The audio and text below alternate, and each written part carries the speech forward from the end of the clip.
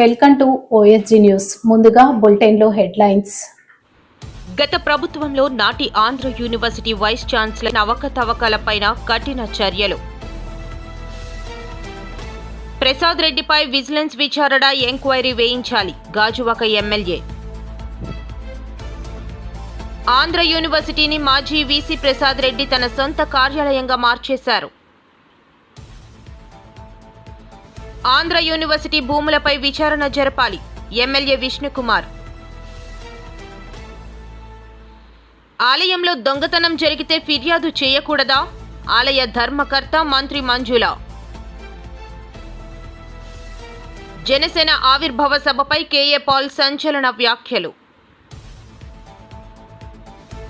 YCP సభ్యుల ప్రశ్నలకు మంత్రి కొండపల్లి శ్రీనివాస్ ధీటైన సమాధానం.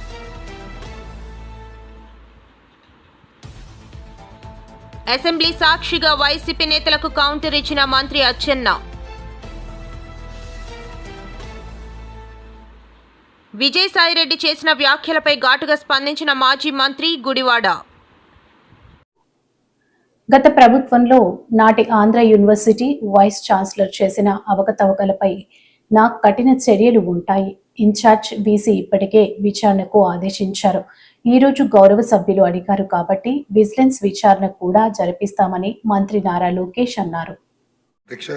యూనివర్సిటీ అనేది అందరికీ ఒక సెంటిమెంట్తో కూడింది. ఆంధ్ర యూనివర్సిటీ నుంచి అనేక పారిశ్రామికవేత్తలు, రాజకీయ నాయకులు, ప్రజాప్రతినిధులు కూడా వస్తాం జరిగింది. అధ్యక్ష, ఒకసారి చూస్తే అధ్యక్ష, bank of America vice chairman Andhra university alum, GMR గారు కూడా ఆంధ్ర యూనివర్సిటీ అలుమ్నాయి. ఇక్కడున్న చాలామంది శాసనసభ్యులు కూడా ఆంధ్ర యూనివర్సిటీ అలుమ్నాయి. అధ్యక్ష, అందుకే గౌరవ ముఖ్యమంత్రి గారు నన్ను విద్యాశాఖ మంత్రిగా అపాయింట్ చేసినప్పుడు అధ్యక్ష చాలా స్పష్టంగా నాకు చెప్పారు, ఒక ప్రభుత్వ విశ్వవిద్యాలయం ఉన్న 5 సంవత్సరాల్లో ప్రపంచంలోనే టాప్ 100 QS ర్యాంక్లో ఒక స్థానంలో ఉండాలి, నాట్ నంబర్ 1, టాప్ 100లో ఉండాలి అనే ఆలోచన నాకు ఆదేశాలు జారీ చేస్తాం జరిగింది. ఆయన ఆలోచన అదే అధ్యక్ష.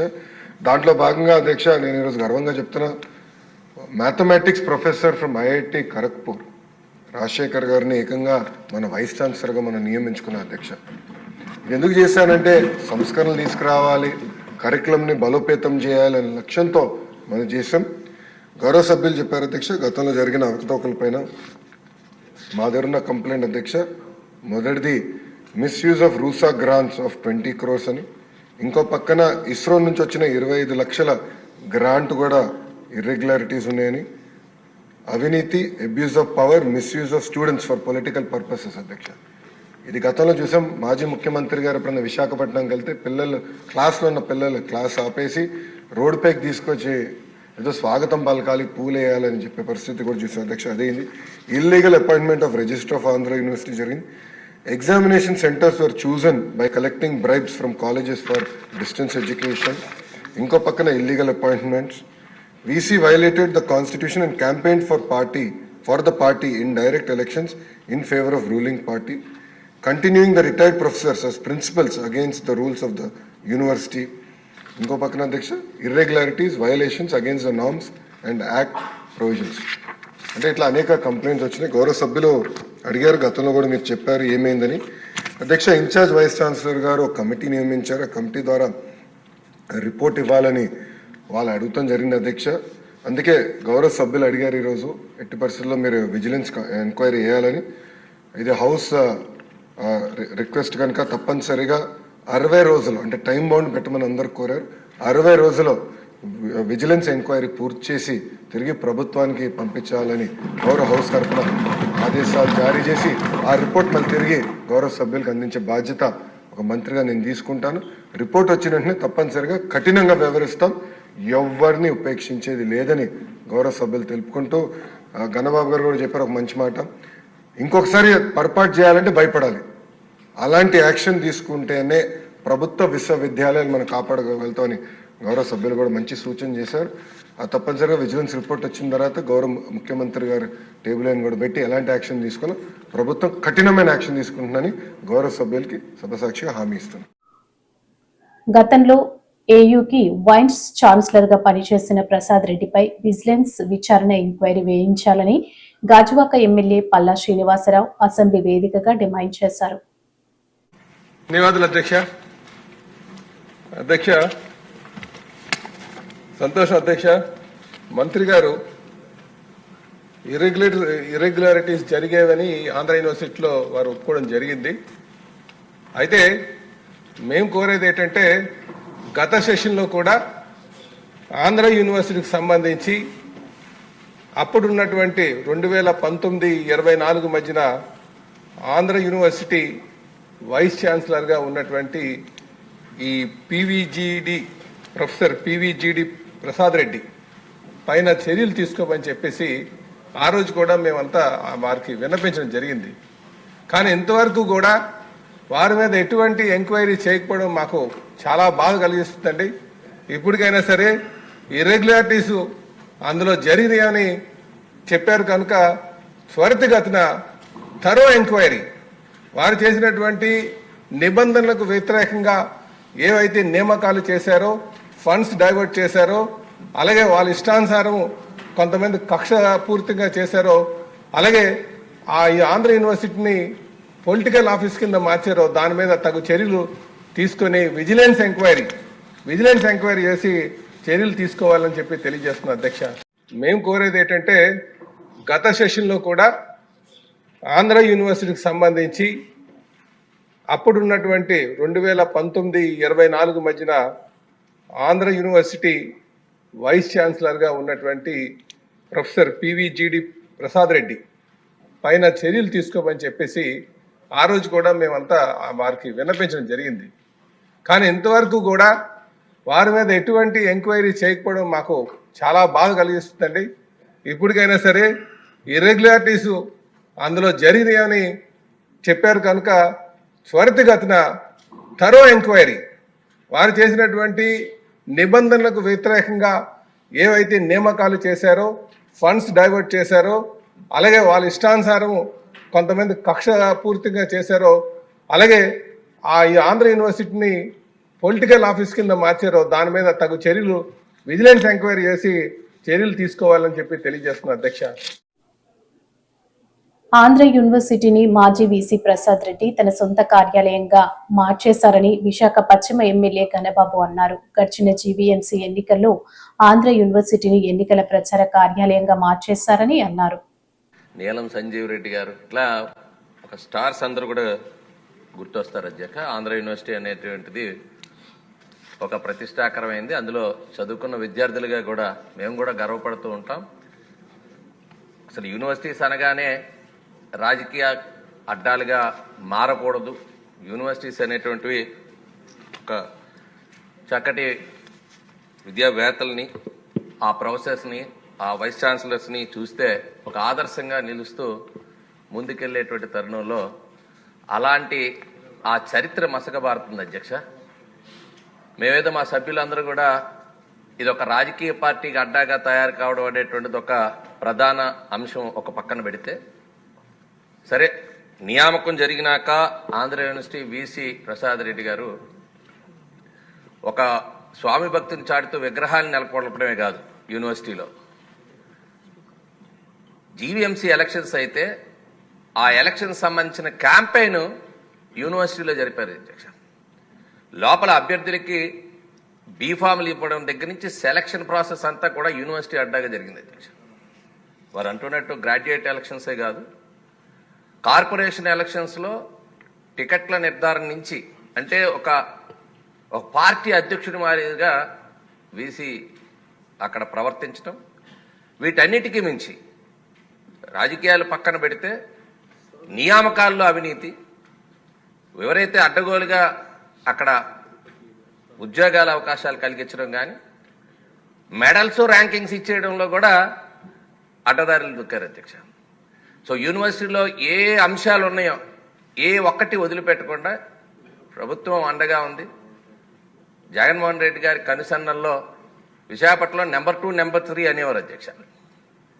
ఆ నెంబర్ 2, నెంబర్ 3 అని అనిపించుకోవడంలో ఇంకా అదనంగా అత్యుత్సాహాన్ని ప్రదర్శించి ఏ ఒక్కటి కూడా వదిలిపెట్టకుండా యూనివర్సిటీలో అక్రమాలకి అవకాశాలు ఇచ్చారు.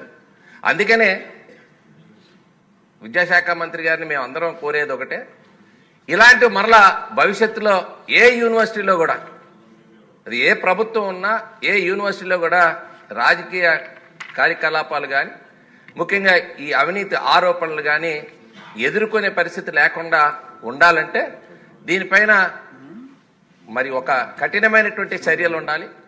దానిపైన అందుకనే విజిలెన్స్ ఎంక్వైరీ చేసి ఇప్పుడు వచ్చినటువంటి అభియోగాలన్నీ కూడా, ఇంకా చెప్పాలంటే ఇందాక రామకృష్ణ బాబు గారు చెప్పినట్టు చాలా ఉన్నాయి అధ్యక్ష ఆరోపణలు, వాటన్నిటిపైన ఎంక్వైరీ చేసి విజిలెన్స్ ఎంక్వైరీ చేసి, అది కూడా ఏదో తూతూ మంత్రంగా విజిలెన్స్ ఎంక్వైరీ చేసి వదిలేస్తే సరికాదు అధ్యక్ష. ఆ ఎంక్వైరీకి నిర్దిష్టమైనటువంటి కాల పరిమితిని కూడా పెట్టి త్వరితగతిన ఎంక్వైరీ చేసి వారిపైన ఒక శిక్ష పడేలా చేస్తే భావితరాలు, ఎందుకంటే ఇప్పటికే యూనివర్సిటీస్ బ్రహ్మాండమైన నిర్ణయం తీసుకున్నారు అధ్యక్ష. ఇప్పుడు ఈ రోజు విద్యా వ్యవస్థలో చక్కటి మార్పులు వస్తున్నాయనేటువంటి ఉద్దేశంతో అటు ఉపాధ్యాయులు కానీ కళాశాలలు కానీ చెప్పుకుంటున్నారు అధ్యక్ష. ఈ రోజు లోకేష్ గారు తీసుకుంటున్న నిర్ణయాల వల్ల ఇలా ఆంధ్ర యూనివర్సిటీ భూములపై విచారణ జరపాలని విశాఖ ఉత్తర నియోజకవర్గం ఎమ్మెల్యే విష్ణుకుమార్ రాజు అసెంబ్లీలో గురువారం ప్రస్తావించారు. విశ్వవిద్యాలయంలో అధ్యాపకులు పోస్టులను శాశ్వత పద్ధతిలో భర్తీ చేయాలన్నారు. అధ్యక్ష, ఆంధ్ర యూనివర్సిటీ అంటే పేరు ప్రఖ్యాతలు ప్రతిష్ట ఉండే యూనివర్సిటీ అధ్యక్ష. తమరు కూడా ఆంధ్ర యూనివర్సిటీలో చదువుకున్నారు, నేను అక్కడే చదివాను. ఇప్పుడు పరిస్థితి దానికి ఆ రోజుల్లో ఎప్పుడు కూడా పొలిటికల్ ఇంటర్ఫియరెన్స్ అనేది ఉండేది కాదు అధ్యక్ష. Never we have ever seen political interference in universities అధ్యక్ష. కానీ దురదృష్టవశాత్తు ఈ క్రిందటి గవర్నమెంట్ వచ్చిన తర్వాత యూనివర్సిటీ ఒక పొలిటికల్ అడ్డా కింద మారిపోయి ఒక రాజకీయ పక్షానికి చెందిన వ్యక్తులు ఇటువంటి పనులు చేశారు. I don't want to repeat all those things now. అధ్యక్ష, నేను తమరి ద్వారా గౌరవ మంత్రివర్యుల్ని రిక్వెస్ట్ చేసేది ఏంటంటే, యూనివర్సిటీ భూములంటే ప్రతి వాళ్ళకి ఒక ల్యాండ్ గ్రాబింగ్ చాలా ఈజీగానే భావన ఉంది అధ్యక్ష. మన దగ్గర 1956 సెటిల్మెంట్ రికార్డ్స్లో అధ్యక్ష ఆంధ్ర యూనివర్సిటీ భూములు ఎంత ఉన్నాయనేది ఉంది అధ్యక్ష. ప్రజెంట్ గ్రౌండ్లోకి వెళ్ళి చూస్తే ఆ భూములు కనపడవు అధ్యక్ష. అవన్నీ మిస్ అయిపోయినాయి, కబ్జాకు గురైనవి, వేరు విధాలుగా వేరు మందిని మేనేజ్ చేసుకుని ఆ ల్యాండ్స్ని కూడా మిస్ అయిపోవడం జరిగింది అధ్యక్ష. దయచేసి ఈ విషయాన్ని కూడా గౌరవ మంత్రివర్యులు ఏదైతే ఎంక్వైరీ వేద్దామనుకున్నారో దాంట్లో కూడా ఇది కూడా చేర్చి ఆంధ్ర యూనివర్సిటీకి చెందిన ల్యాండ్స్ అన్నీ కూడా ఉండేటట్టు చూడవలసిందిగా మీ ద్వారా నేను కోరుకుంటూ, అట్లాగే అధ్యక్ష 60% వేకెన్సీస్ ఉన్నాయి అధ్యక్ష యూనివర్సిటీలో. ఈ 60% వేకెన్సీస్ ఇప్పుడు ప్రస్తుతము contract professors, contract assistant lecturers కింద తీసుకుని వాళ్ళు నడుపుతున్నారు అధ్యక్ష. దానికి పర్మనెంట్ చేసి మంచి ఫ్యాకల్టీని కూడా నియమించాలి అధ్యక్ష. అట్లాగే అధ్యక్ష, ఏదైతే మనకి వాట్సాప్ గవర్నెన్స్ అని మనము గౌరవ మంత్రివర్యులు లోకేష్ గారు పెడుతున్నారో దాంట్లో కూడా ఈ Andhra university marks list, provisional certificates ఇవన్నీ కూడా అప్డేట్ చేసి ఈ వాట్సాప్ గవర్నెన్స్ ద్వారా ప్రజలందరికీ తెలిసేటట్టు, ఎవరికి కావాలంటే వాళ్ళకి వీలుగా తీసుకునేటట్టు ఉండాలి అధ్యక్ష. అట్లాగే ఈ యూనివర్సిటీ క్యాంపస్లో కూడా హాస్టల్స్లో స్ట్రిక్ట్ విజిలెన్స్ ఉండాలి అధ్యక్ష. ఏదైతే లిక్కర్ కానీ, డ్రగ్స్ కానీ, గంజాయి కానీ అక్కడ యూనివర్సిటీ క్యాంపస్లోకి వెళ్లకుండా బయట నుంచి ఉండే వ్యక్తులు కూడా యూనివర్సిటీలో ఉండే పరిస్థితి ఉంది. దాన్ని కూడా అరికట్టడానికి పూర్తి ప్రయత్నం చేయాలని చెప్పి మీ ద్వారా గౌరవ మంత్రివర్యుల్ని నేను కోరుతున్నాను అధ్యక్ష.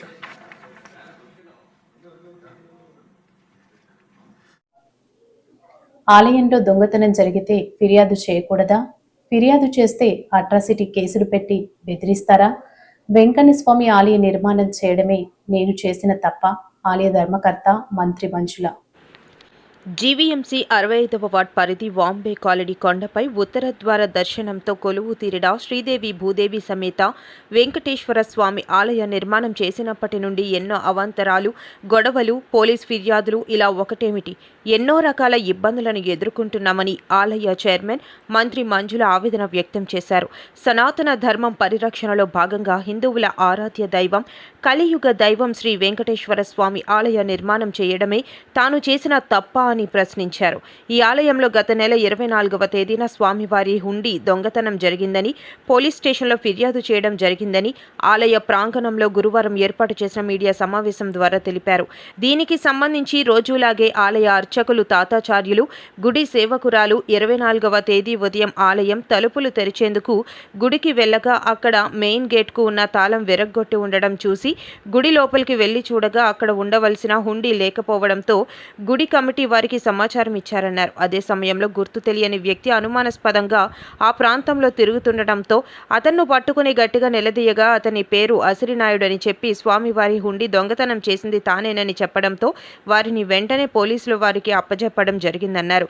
దీనిపై మేమిచ్చిన ఫిర్యాదుపై పోలీసు వారు స్పందించి ముద్దాయిని విచారించగా అతనితో పాటు మరో ముగ్గురితో కలిసి స్వామివారి హుండీ దొంగతనం చేశామని చెప్పడంతో వారిపై పోలీసు వారు కేసు నమోదు చేశారని తెలిపారు. ఈ కార్యక్రమంలో పెంటకోట రాజు, కె జానకి, సరగడం సావిత్రమ్మ, రూప, జి కుమారి, కె భవానీ, పద్మ, కళ, గవరలక్ష్మి, బొబ్బిలి స్వాతి మరియు ఆలయ కమిటీ సభ్యులు పాల్గొన్నారు. ఈరోజు ఈ యొక్క వెంకటేశ్వర స్వామి ఆలయంలో ఈ యొక్క ప్రెస్ మీటు పెట్టడానికి కారణం, ఉద్దేశం కూడా వివిధ మీడియా మిత్రులకు అందరికీ కూడా తెలియచేయడం జరుగుతుంది. గాజువాక వైకుంఠ వెంకటేశ్వర స్వామి ఆలయం 65వ వార్డు. ఈ యొక్క వెంకటేశ్వర స్వామి చారిటబుల్ ట్రస్ట్కి నేను ప్రెసిడెంట్గా వ్యవహరిస్తున్నాను.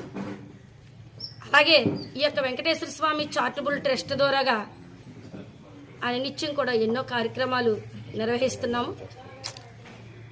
ఈరోజు ఈ యొక్క మీడియా సమావేశం అన్నది ఏర్పాటు చేయడం ఒక కారణంగా, ఎందుకంటే మా మీద తప్పుడు ప్రచారాలు చేస్తున్నారని మరి మీడియా సమావేశం పెట్టడం జరిగింది. ముందుగా హిందూ బంధువులకు అందరికీ కూడా నమస్కారాలు తెలియచేస్తున్నాను. మొన్న గత జనసేన ఆవిర్భావ సభపై కేఏ పాల్ సంచలన వ్యాఖ్యలు. కేఏ పాల్ మీడియాతో మాట్లాడుతూ జనసేన సభకు ఇన్ని కోట్లు ఎక్కడి నుంచి వచ్చాయో చెప్పాలని, ఇది జనసేన సభ లేకపోతే టీడీపీ సభ తెలుసుకోలేని మైకంలో టీడీపీ నాయకులు ఉన్నారని ఎద్దేవా చేశారు. ముందు ఒక పామే పుత్రుడిగా వచ్చాడా, ఇప్పుడు పామై కాటైపోతున్నాడా అన్నది ఇక్కడ ఇష్యూ. బీహార్కి ప్రత్యేక నిధులు 2 లక్షల కోట్లు మొత్తం కేటాయిస్తే ఆంధ్రప్రదేశ్కు 10% ఎందుకు కేటాయించారు సెంటర్ అంటే, నాకు వచ్చిన ఇన్ఫర్మేషన్ పవన్ కళ్యాణే మన రాష్ట్రానికి నిధులు రాకుండా ఆపుతున్నారు అని. ఒకవేళ నిధులు వస్తే చంద్రబాబు నాయుడు గారికి మంచి పేరు వస్తుంది. ఇంకా మరలా వచ్చే ఎలక్షన్లో కూడా ఆయనే ముఖ్యమంత్రి అవుతారు, లేదా ఆయన కొడుకుని లోకేష్ను ముఖ్యమంత్రి చేస్తారు. ఇప్పుడు మీరు నిధులు ఇవ్వకండి, ఈ ఎలక్షన్ల ముందు నేను మరలా బయటకు వచ్చిన తర్వాత నేను చంద్రబాబే నన్ను మాట్లాడనివ్వలేదు, నిధులు తేనివ్వలేదు, అభివృద్ధి చేయనివ్వలేదు అని పవన్ కళ్యాణ్ చెప్పి బయటకు వచ్చి ముఖ్యమంత్రి వచ్చే ఎలక్షన్లో అవడం కొరకు ప్రజలను, కోట్ల మంది ప్రజల నాశనం చేస్తున్నారని ఎక్స్పర్ట్స్ ఒపీనియన్. ఏది నిజం? చంద్రబాబు నాయుడు గారు మీరు తెలివైన వాళ్ళు కదా, కమ్మ నాయకులందరూ, మిత్రులందరూ మీరు తెలివైన వాళ్ళు కదా, మీరు ఎంతకాలం పావును పోషిస్తారు?